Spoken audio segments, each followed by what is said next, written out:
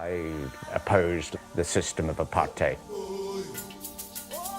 Meeting Arup as a firm was so important because it gave relevance, and that was before we thought of the term shaping a better world.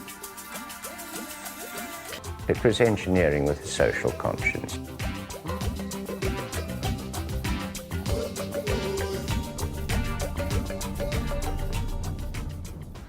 I was born on a farm in a town that not many people know in South Africa, Port Elizabeth. I had, I think, a fairly normal education and got an engineering degree at the end of that. Then it was when I was doing my master's that I suppose you'd call serendipitous event occurred.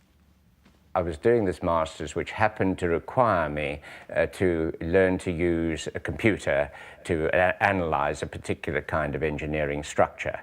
And computing was in its infancy there in those days. It had this huge room with their pride and joy, this IBM 1620 computer that had all of 16K of storage and occupied this great big air-conditioned room. It became a source of interest to practitioners around town who would visit to see what this meant and what they could do with it. And one of them happened to be the then senior partner of Arup in Johannesburg. I gave him a little bit of advice and instruction on how he could use the computer, and when he came back the next time, we bumped into each other, and he said, "Why don't you join Arup?" I think I was 20 or 21 years old. I was working in the public library, dealing with love stories and detective books. And a friend of mine said she was going for this interview with Arup. She came back and she said she doesn't think it's for her. And on the spur of the moment, I decided maybe I'll go. A few days later, a less than one-page letter of appointment, as it was in those days, with the important commitment that I would be moving to London within a few months.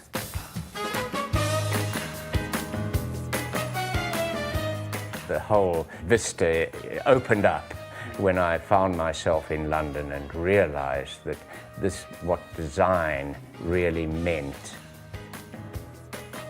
That was the catalyst that I immediately saw the relationship with what I'd studied and what could be done.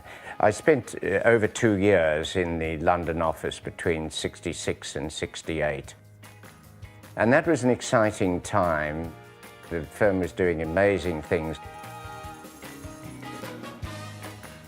I spent most of my normal working day was in front of an old-fashioned drawing board and with a slide rule and learning to be a design engineer. I'd always intended to come home. My first serious job that I was asked to run after I got back was the Kazerni Viaduct. This one was technically challenging. All of the motorway was where it was, close to the mining outcrop on land that people couldn't really build on. So all of that had to be designed for very significant ground movements as a result of potential mining subsidence in the future. And I was thrown in at the deep end to lead that. I would say in retrospect that was grossly irresponsible. I really didn't have the experience, but I did have the numerical ability from the analysis work that I'd done to be able to handle the analysis of it. In the early days, I went to the sites and I enjoyed seeing the end result of what I'd heard, in the office. The construction industry was booming. Projects like the Carlton Center, which is a 4-city block development with a 50-story tower, a 30-meter deep basement, the Standard Bank hanging structure, which was unique in its own right, with also a 30-meter basement. And the interesting thing is, this was constructed using slip-formed concrete, which is a technique of sliding the form as you go up. And this is probably the most complex use of slip forming in the world. I remember going on site and walking along the pre-stressed beams, and I remember when they were hauling a concrete mix truck up to the top to pour the concrete, we went out in force to watch this feat of engineering being done. We started work on the first new terminal at Johannesburg Airport. The International Departure Lounge, it's a triangular pod which was created off-site, and then it was moved into place when it was ready and just connected. And I think anybody leaving South Africa sits in that lounge. It was a huge feat of engineering. So it was a time of growth and excitement and development, and one got thrown into the deep end very quickly. They were very liberal. I remember they seconded me to the Progressive Party during the elections. So I went out of the office to the voting stations and the offices, and I worked helping the Progressive Party. Later on, and particularly stimulated by the 1976 Soweto riots, which are a very important event along the line to change in South Africa. Come that, I decided that I'd rather do things I knew something about than just be involved peripherally in party political things.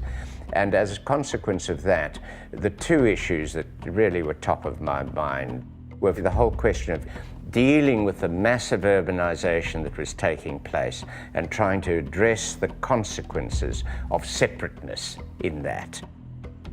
Because if you went in a helicopter over any South African city, you could see the massive imprint of apartheid very clearly. The other was engineering education. What a few of us decided upon, and I happened to end up in a leadership position in it for some years, was to establish an organization that became known as ProTech, Program for Technological Careers, which was really to take these students in these disadvantaged areas and give them the opportunity to know something about the world of work and the importance of math and science in that world of work.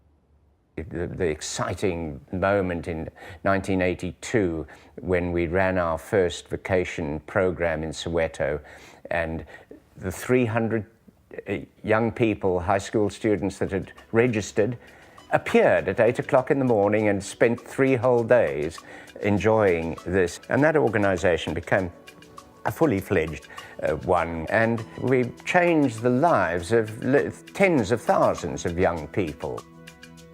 By being involved in that, I think it gave our leaders in London some credibility that what we were doing deserved being there and staying there at a time when many firms, of course, were leaving. Somewhere in the early 80s, I was invited to give a graduation address at Wits University, and of course dealt with essentially these topics of engineering with a social content, telling the graduates that there is more to life and their responsibilities than just doing good engineering. So this is before Irv passed away, but it was in Christmas in 1975, and he wrote, "Our firm is bound to run into storms in the future, and we must try not to repeat the general pattern that hardship produces of hardened attitudes and bickering. And if we stick together and try to understand and help each other, we have a better chance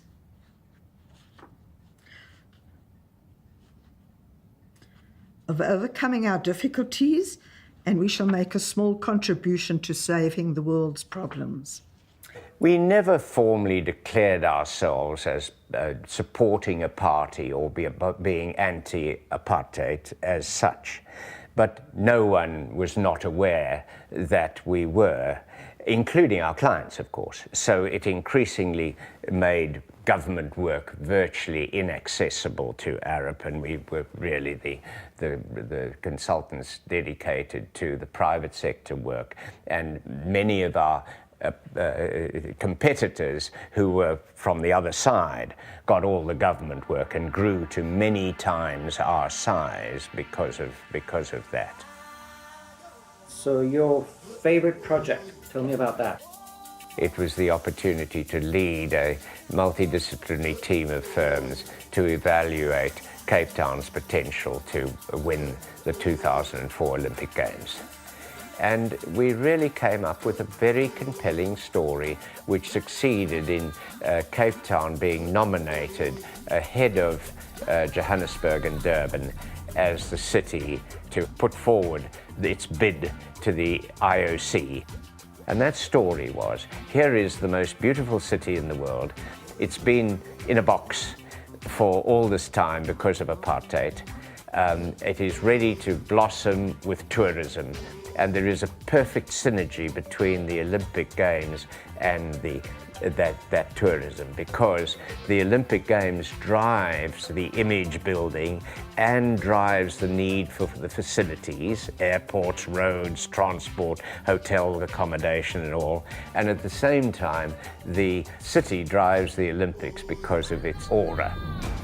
And it was meeting being on the same side as so many of the leaders of the ANC that one hadn't been able to come in contact with until a mere 2 or so years before this, prominent people in the ANC who were very much behind this bid and who you were working with in a team situation.